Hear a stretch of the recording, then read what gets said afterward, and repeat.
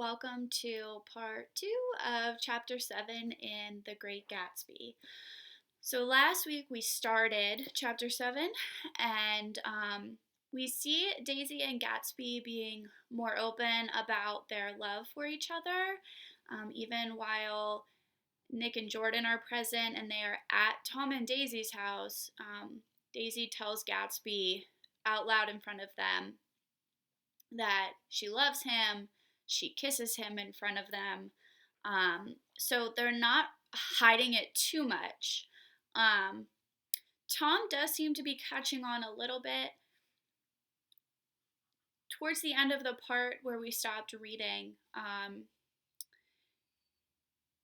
he kind of interrupts their conversation and decides that he wants to go into town now, even though Daisy had been asking to do so, but everybody was kind of ignoring her. But when he started to get more uncomfortable, then he said, okay, let's go into town. So they go in separate cars. Tom drives Gatsby's car with Nick and Jordan, and Gatsby drives Tom's car with just him and Daisy in the car.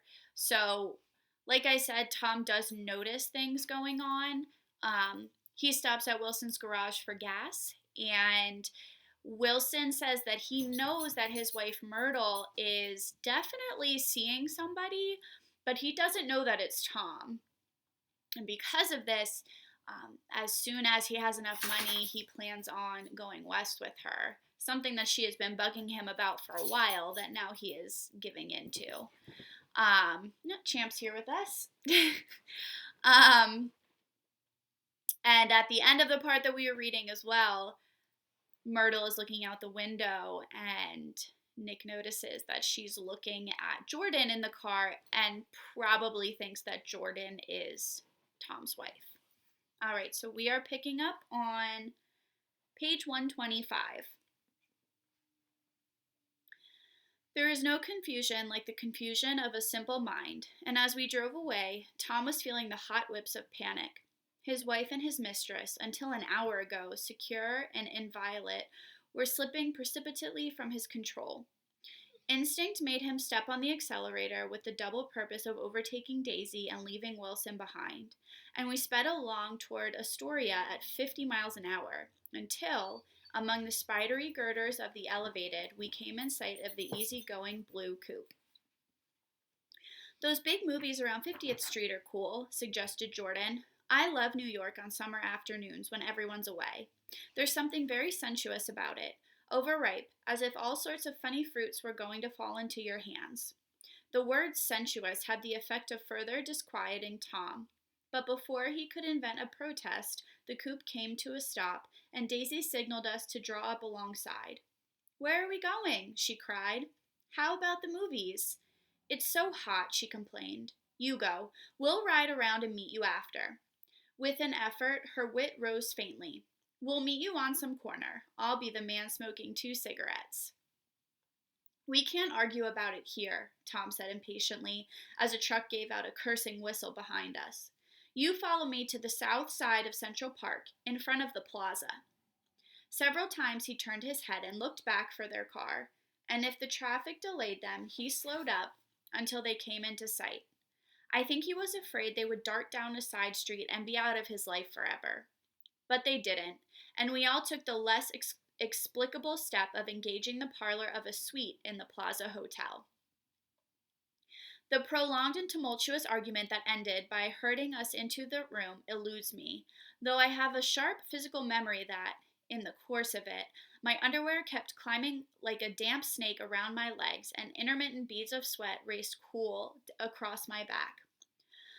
The notion originated with Daisy's suggestion that we hire 5 bathrooms and take cold baths, and then assumed more tangible form as a place to have a mint julep. Each of us said over and over that this was a crazy idea. We all talked at once to a baffled clerk and thought, or pretended to think, that we were being very funny. The room was large and stifling, and though it was already 4 o'clock, opening the window admitted only a gust of hot shrubbery from the park. Daisy went to the mirror and stood with her back to us, fixing her hair. It's a swell suite, whispered Jordan respectfully, and everyone laughed. Open another window, commanded Daisy without turning around.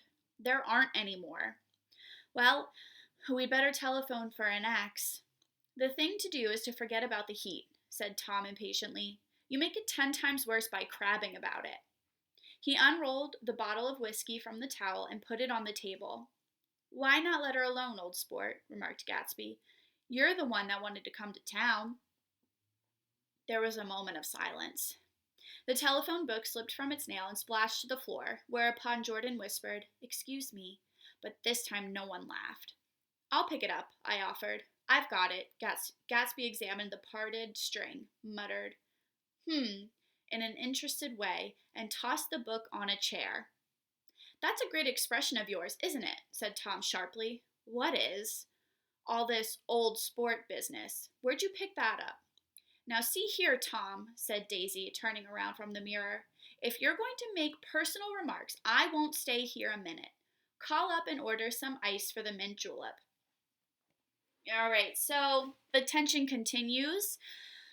The group of friends have decided to rent a suite in the hotel in the city. They're just kind of relaxing for now. A very strange thing to do, but that's what they're doing. And like I said, you can still feel the tension in the room. Anytime Gatsby and Tom interact with one another, it's like nobody really knows what to do. And now they're kind of bickering a little bit as well, and Daisy has stepped in at this point. As Tom took up the receiver, the compressed heat exploded into sound, and we were listening to the portentous chord of Mendelssohn's Wedding March from the ballroom below. Imagine marrying anybody in this heat, cried Jordan dismally. Still, I was married in the middle of June, Daisy remembered. Louisville in June. Somebody fainted. Who was it fainted, Tom? Biloxi, he answered shortly. A man named Biloxi. Biloxi. And he made boxes. That's a fact. And he was from Biloxi, Tennessee. They carried him into my house, appended Jordan, because he lived just 2 doors from the church, and he stayed 3 weeks until Daddy told him he had to get out. The day after he left, Daddy died. After a moment, she added, as if she might have sounded irreverent, there wasn't any connection. I used to know a Bill Biloxi from Memphis, I remarked. That was his cousin. I knew his whole family history before he left. He gave me an aluminum putter that I use today. The music had died down as the ceremony began, and now a long cheer floated in at the window, followed by intermittent cries of, yeah, and finally by a burst of jazz as the dancing began. We're getting old, said Daisy. If we were young, we'd rise and dance. Remember Biloxi, Jordan warned her. Where'd you know him, Tom? Biloxi?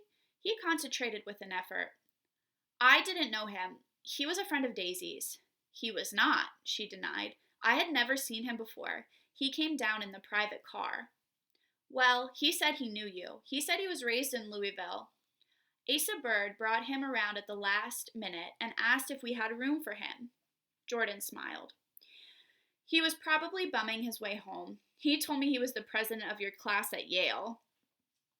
Tom and I looked at each other blankly. Biloxi? First place, we didn't have any president. Gatsby's foot beat a short, restless tattoo, and Tom eyed him suddenly.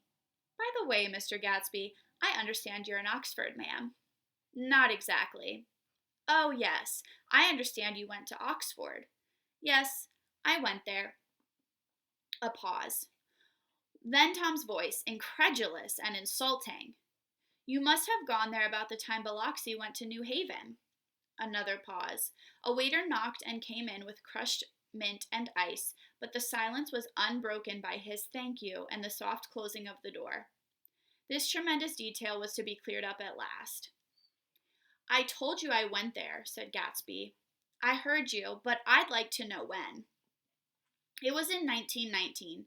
I only stayed 5 months. That's why I can't really call myself an Oxford man. Tom glanced around to see if we mirrored his unbelief, but we were all looking at Gatsby.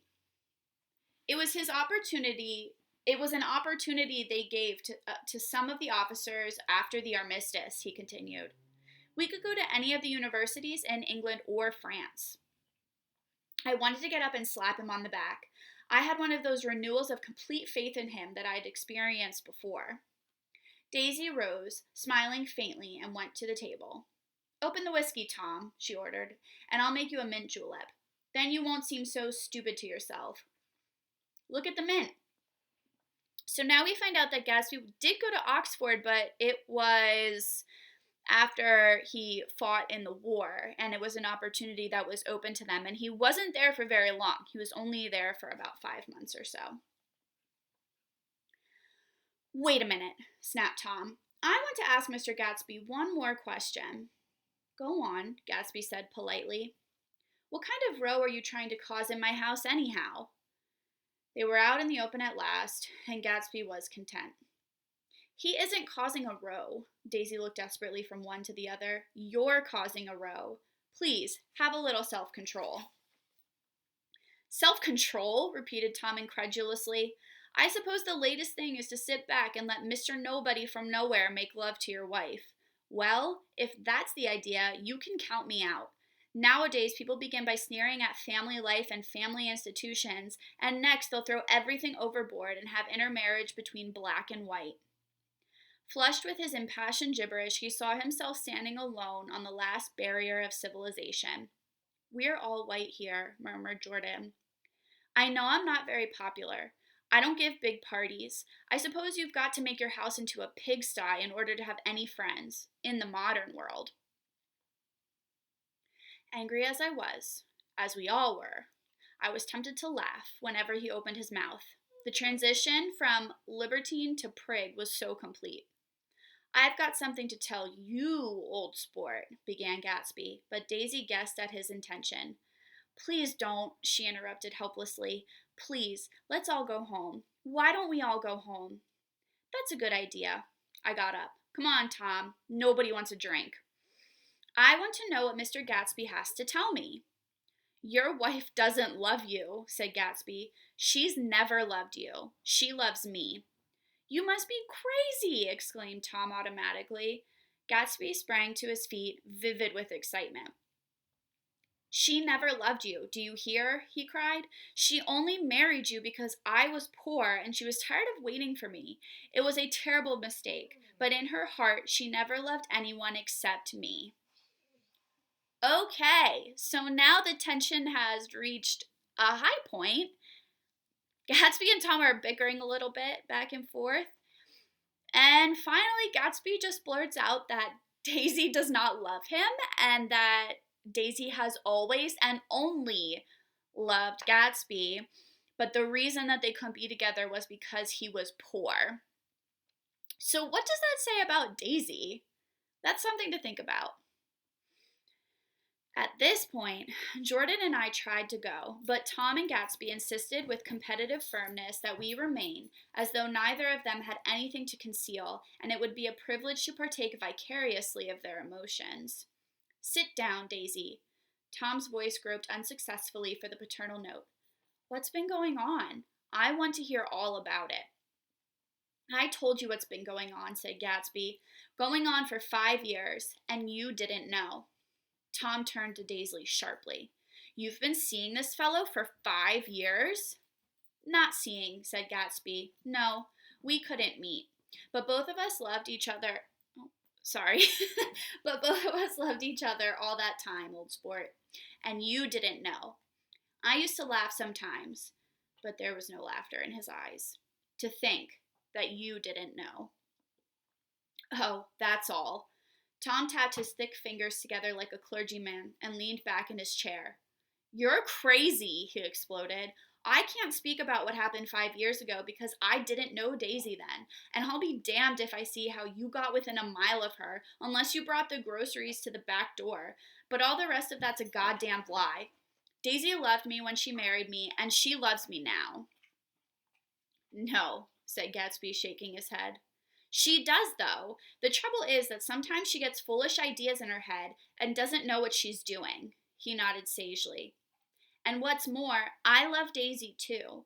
Once in a while I go off on a spree and make a fool of myself, but I always come back, and in my heart, I love her all the time. You're revolting, said Daisy. She turned to me, and her voice, dropping an octave lower, filled the room with thrilling scorn. Do you know why we left Chicago? I'm surprised that they didn't treat you to the story of that little spree. Gatsby walked over and stood beside her. Daisy, that's all over now, he said earnestly. It doesn't matter anymore. Just tell him the truth, that you never loved him and it's all wiped out forever. She looked at him blindly. Why, how could I love him, possibly? You never loved him. She hesitated. Her eyes fell on Jordan and me with a sort of appeal, as though she realized at last what she was doing, and as though she had never, all along, intended doing anything at all. But it was done now. It was too late.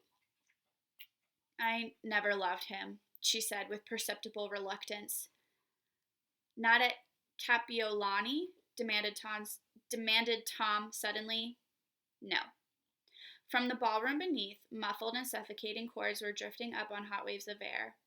Not that day I carried you down from the punch bowl to keep your shoes dry? There was a husky tenderness in his tone. Daisy? Please don't.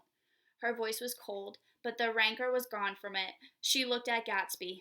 There, Jay, she said, but her hand, as she tried to light a cigarette, was trembling. Suddenly she threw the cigarette and the burning match on the carpet. So now it gets to the point where Gatsby is telling Daisy, or trying to get her to say that she never loved Tom. And it does take some coaxing out of her to do so, and you can tell by the description of what she looks like and what her voice sounds like that she doesn't really want to say it. So that probably means that it's also not really true.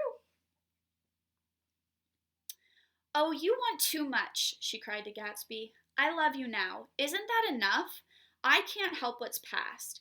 She began to sob helplessly. I did love him once, but I loved you too. Gatsby's eyes opened and closed. You loved me too? He repeated. Even that's a lie, said Tom savagely. She didn't know you were alive. Why, there are things between Daisy and me that you'll never know. Things that neither of us can ever forget. The words seemed to bite physically into Gatsby. I want to speak to Daisy alone, he insisted. She's all excited now. Hi, champ. Even alone, I can't say I never loved Tom, she admitted in a pitiful voice. It wouldn't be true. Of course it wouldn't, agreed Tom. She turned to her husband. As if it mattered to you, she said. Of course it matters. I'm going to take better care of you from now on. You don't understand, said Gatsby with a touch of panic. You're not going to take care of her anymore. I'm not? Tom opened his eyes wide and laughed. He could afford to control himself now. Why's that? Daisy's leaving you. Nonsense. I am, though, she said with visible effort. She's not leaving me.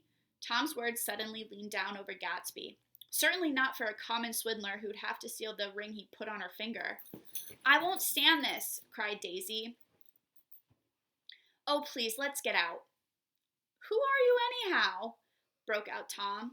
You're one of that bunch that hangs around with Meyer Wolfsheim. That much I happen to know. I've made a little investigation into your affairs, and I'll carry it further tomorrow. You can suit yourself about that, old sport, said Gatsby steadily.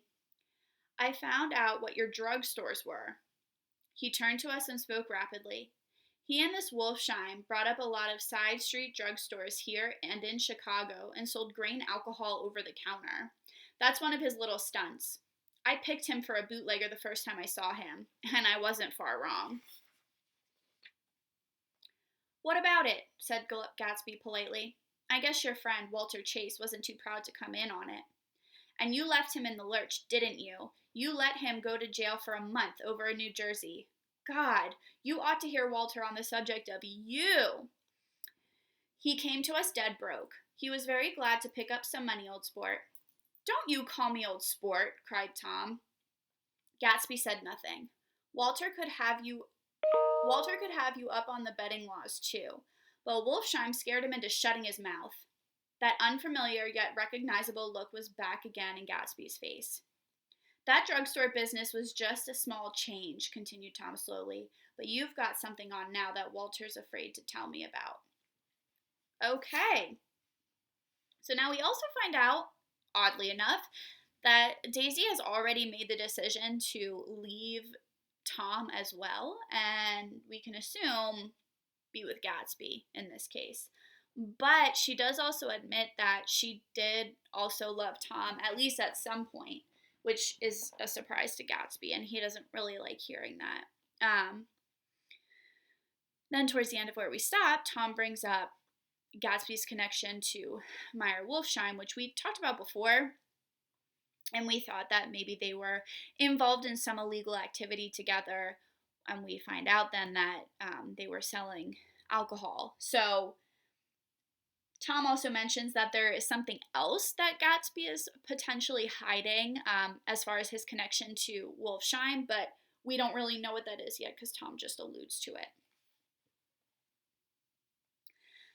I glanced at Daisy, who was staring terrified between Gatsby and her husband, and at Jordan, who had begun to balance an invisible but absorbing object on the tip of her chin.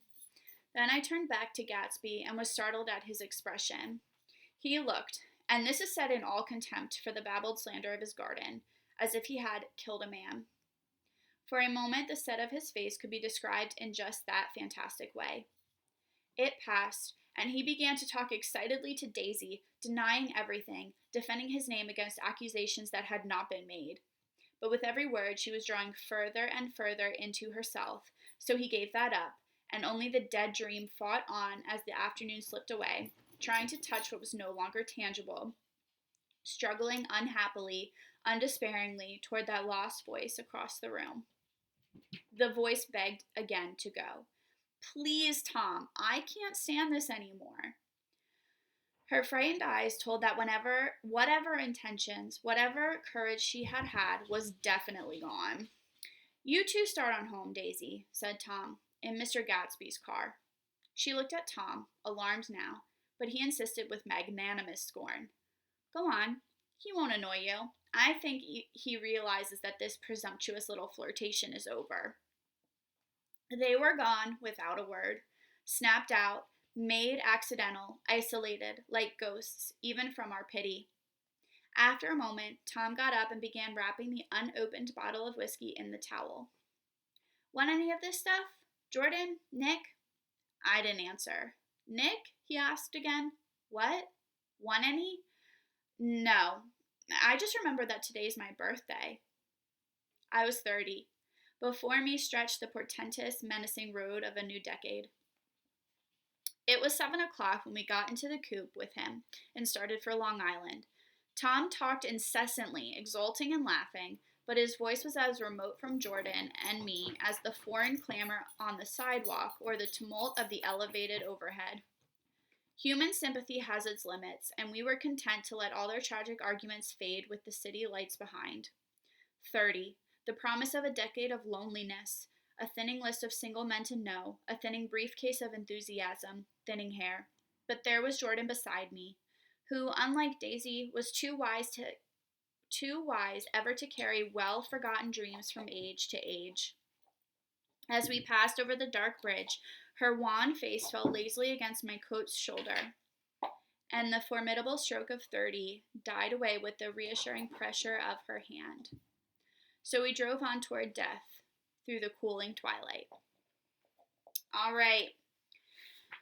So after Gatsby is accused of being involved in illegal things by Tom, he kind of starts defending himself to Daisy. We don't know what he's saying, but we know that he's talking very quickly and even protecting himself against things that he wasn't ever accused of. Tom is so confident that he's destroyed the relationship between them that he tells Daisy to go back home with Gatsby, and then Tom drives home with Nick and Jordan. And of course, towards the end of this, Nick realizes that it's his birthday, so he was so distracted and so carried away by what was going on that he forgot that it was his birthday. Very strange. Anyway, so we're going to stop there for today, and then I will be doing part 3 of Gatsby the next time that we read, which I think will be tomorrow. But if you have any questions on anything we've read so far today, please feel free to reach out. Have a great day, guys.